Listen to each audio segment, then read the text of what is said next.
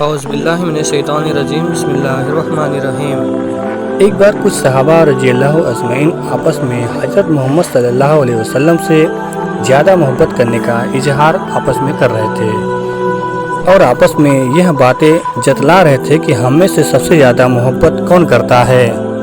پھر یہ باتیں اللہ کے رسول حضرت محمد صلی اللہ علیہ وسلم تک پہنچی اور صحابہ رضی اللہ اجمعین نے کہا کہ اے اللہ کے نبی، ہم آپ سے سب سے زیادہ محبت کرتے ہیں، یہ کیسے ہم معلوم کریں؟ اس پر اللہ کے نبی حضرت محمد صلی اللہ علیہ وسلم نے فرمایا کہ جس نے مجھ سے محبت کی اس نے میرا سنت اختیار کیا، اور جس نے میرا سنت اختیار کیا اس نے مجھ سے محبت کی، اور جس نے مجھ سے محبت کی وہ میرے ساتھ جنت میں ہوگا۔ اور یہ حدیث ترمذی شریف میں موجود ہے۔ ایک بار حضرت ابو سعید مقبری حضرت ابو ہریرہ رضی اللہ اجمعین سے روایت فرماتے ہیں کہ نبی کریم صلی اللہ علیہ وسلم نے یہ فرمایا کہ جنت میں ایک پیڑ ہے جس کے سائے میں ایک اونٹ سوار 100 سال تک چلتا رہے گا، اور یہ حدیث صحیح مسلم حدیث نمبر 7136 میں موجود ہے۔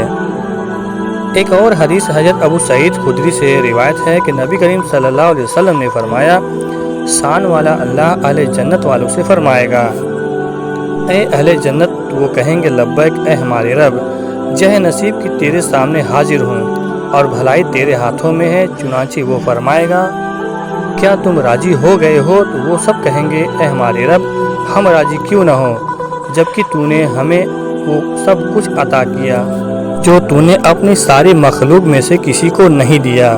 وہ فرمائے گا، کیا میں تجھے اس سے بھی بہتر چیز نہ دوں؟ تو وہ کہیں گے، اے میرے رب، جو تو نے دیا اس سے بہتر کیا ہے؟ تو وہ فرمائے گا، میں تم پر اپنی رضا نازل کرتا ہوں، اس کے بعد میں تم سے کبھی ناراض نہیں ہوں گا۔ یہ حدیث صحیح مسلم حدیث نمبر 7140 میں موجود ہے۔ حضرت ابو ہریرہ رضی اللہ اجمعین سے روایت ہے ایک حدیث کہ آپ صلی اللہ علیہ وسلم نے فرمایا، دوزخ اور جنت نے آپس میں اپنی اپنی برتری کی دلیلیں دی۔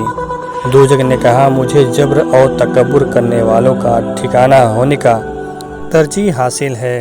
پھر جنت نے کہا، مجھے کیا ہوا کہ میرے اندر کمزور، خاک نشیں اور عاجز اور لاچار لوگ ہی داخل ہوں گے۔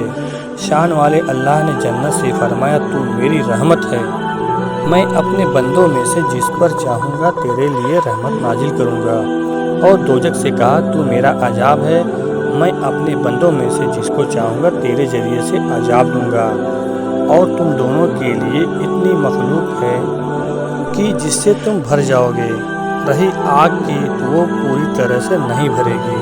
چنانچہ وہ اللہ اس پر اپنا قدم رکھے گا تو وہ کہے گی، بس بس، اس وقت وہ بھر جائے گی اور آپس میں سمٹ جائے گی۔ یہ حدیث صحیح مسلم حدیث نمبر 7173 میں موجود ہے۔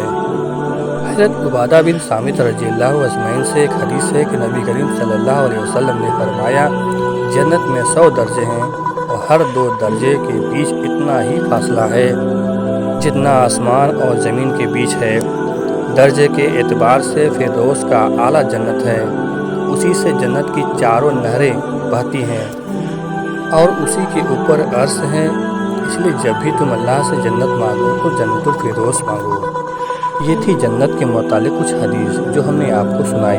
اس طرح کی حدیث اگر آپ سننا چاہتے ہیں تو ہمارے چینل کو سبسکرائب کریں۔